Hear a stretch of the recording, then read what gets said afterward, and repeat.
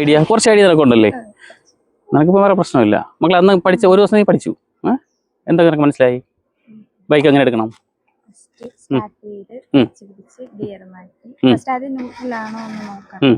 ന്യൂട്രലാണ് എങ്ങനെ അറിയാൻ പറ്റും നമുക്ക്? ആ, ഫോണിലെങ്കിൽ ഗിയറിലാണ്. ഓക്കെ. അത് കഴിഞ്ഞ് ക്ലച്ച് പിടിച്ച് ഗിയർ മാറ്റി ക്ലച്ച് വിട്ട് ആക്സിലേറ്റർ. ഇതേ ഓരോ മോഡൽ വണ്ടിക്കും ഗിയറിന് വ്യത്യാസം ഉണ്ടാവും. ഹീറോ ഹോണ്ടൊക്കെ എങ്ങോട്ടായിരിക്കും? പുറകിലോട്ടായിരിക്കും. ഇനി പൾസർ, ബുള്ളറ്റ് പോലുള്ള ചില വണ്ടികളൊക്കെ എന്ത് ചെയ്യും? ഫസ്റ്റ് ഗിയർ ഫ്രണ്ട്, ബാക്കിയെല്ലാം പുറകിലോട്ട്. ഓക്കെ. അപ്പോൾ നിങ്ങൾ വണ്ടി എടുക്കുന്നതിന് മുന്നേ ആ വണ്ടി ഏത് വണ്ടിയാണ് നോക്കുക, എന്നിട്ട് അല്ലെങ്കിൽ ആരുടെയും ചോദിക്കുക ഇതിൽ ഗിയർ എങ്ങനെയാണെന്ന്. അതിന് ശേഷം വേണം നിങ്ങൾ ഉപയോഗിച്ച് തുടങ്ങാൻ. ഓക്കെ. അപ്പം ഇതിപ്പോൾ എടുക്കാൻ എന്ത് ചെയ്യണം? നമ്മൾ കീ ഓണാക്കി വെച്ചു. അടുത്ത് നമ്മൾ സ്റ്റാർട്ട് ചെയ്യാൻ മുന്നേ നമ്മൾ വണ്ടി ഒന്ന് അനക്കി നോക്കിയാൽ മതി. അപ്പോൾ ഇങ്ങനെ വണ്ടി ഇങ്ങനെ ഉരുണ്ട് പോകണമെങ്കിൽ ക്ലച്ച് പിടിക്കാതെ, ക്ലച്ച് ഗിയറിൽ കിടക്കുകയാണെങ്കിൽ നിങ്ങൾ ക്ലച്ച് പിടിച്ച് വെച്ചിട്ട് വണ്ടി ഉരുട്ടിയ വണ്ടി എന്ത് ചെയ്യും? ഉരുണ്ട് പോവും. ക്ലച്ച് പിടിച്ചാൽ ഉരുണ്ട് പോവും. ഗിയറായിട്ട് ബന്ധമില്ല. ഓക്കെ, മനസ്സിലായില്ലേ? എന്നാൽ ക്ലച്ച് പിടിക്കാതെ വേണം നിങ്ങൾ നോക്കാൻ. അപ്പോൾ ഇപ്പം ന്യൂട്രലാണ് ആണല്ലോ. ഇനി എന്ത് ചെയ്യണം? നിങ്ങൾ കയറിൻ്റെ സ്റ്റാൻഡ് എടുക്കുക ഒരിക്കലും മറക്കരുത്. സ്റ്റാൻഡ് വെരി ഇമ്പോർട്ടൻ്റ് ആണ്. നമ്മളൊന്ന് തട്ടുകയാണെങ്കിൽ സ്റ്റാൻഡ് തട്ടുകയാണെങ്കിൽ ചിലപ്പോൾ നമ്മൾ വരെ വീഴാൻ സാധ്യത ഉണ്ട്. നമ്മൾ സ്റ്റാർട്ട് ചെയ്തു.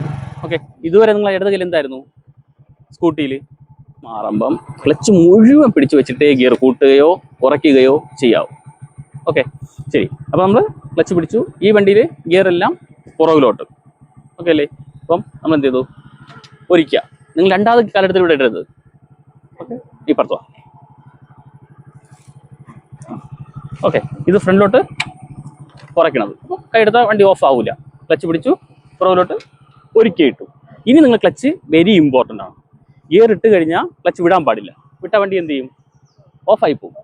ഓക്കെ. അപ്പം ആദ്യം നമ്മൾ എന്ത് ചെയ്യണം? ക്ലച്ചിന് പതുക്കെ ഹാഫ് വരെ കൊണ്ടുപോകണം. അവിടെ നിങ്ങൾ ഹോൾഡ് ചെയ്ത് വെക്കണം. ഇനി ക്ലച്ച് എടുത്ത വണ്ടി എന്ത് സംഭവിക്കും? ഓഫ് ആവും. നമ്മൾ ആദ്യം എന്ത് ചെയ്തു? ഫസ്റ്റ് ഇട്ടു, ഹാഫ് ക്ലച്ച് കൊണ്ടുവന്നു. ഇനി നമ്മൾ എന്ത് ചെയ്യണം? പതുക്കെ ആക്സിലേറ്റർ കൊടുക്കണം. ഈ കൊടുക്കുന്നതനുസരിച്ച് നമ്മൾ എന്ത് ചെയ്യാവൂ? ക്ലച്ച് റിലീസ് ചെയ്യാവൂ. ഓക്കെ, മതി കൊടുക്കുന്നു, വണ്ടി മൂവ് ആവുന്നു. ഓക്കെ അല്ലേ? നമ്മൾ ബൈക്കിന് വേറെ ഇതിപ്പോൾ നമ്മൾ നിരപ്പായ സ്ഥലമാണ്. അപ്പോൾ നമുക്ക് ക്ലച്ച് വലിയ ഇമ്പോർട്ടൻ്റ് അല്ല. ഹാഫ് ക്ലച്ച് ഇത്രയും കൊണ്ടുവന്നാൽ മതി. എന്നിട്ട് പതുക്കെ ആക്സിലേറ്റർ കൊടുത്ത് ഈ സൗണ്ട് വേണ്ട. ഓക്കെ അല്ലേ? പതുക്കെ ആക്സിലേറ്റർ കൊടുത്തിട്ട് ക്ലച്ച് എടുത്താൽ മതി, വണ്ടി മൂവ് ആവും. എന്നാൽ റോഡ് കയറ്റം കൂടുന്തോറും പൊക്കം കൂടുന്തോറും ക്ലച്ച് വെരി ഇമ്പോർട്ടൻ്റ് ആയിട്ട് മാറും. മനസ്സിലായ? എന്നുവെച്ചാൽ നമ്മൾ ക്ലച്ച് അകത്തോട്ട് വെച്ച് കഴിഞ്ഞാൽ വണ്ടി അങ്ങോട്ട് വരും? പുറകിലോട്ട് പോകും. ഓക്കെ അല്ലേ? അപ്പോൾ കറക്റ്റ് ഹാഫ് ക്ലച്ച് ആണെങ്കിൽ മാത്രമേ കയറ്റത്ത് പുറകിലോട്ട് വരാതെ നിൽക്കുകയുള്ളൂ. എന്നിട്ട് വേണം നമ്മൾ എന്ത് ചെയ്യാൻ? ആക്സിലേറ്റർ പതുക്കെ കൊടുക്കാൻ. ഇത്ര മനസ്സിലായ?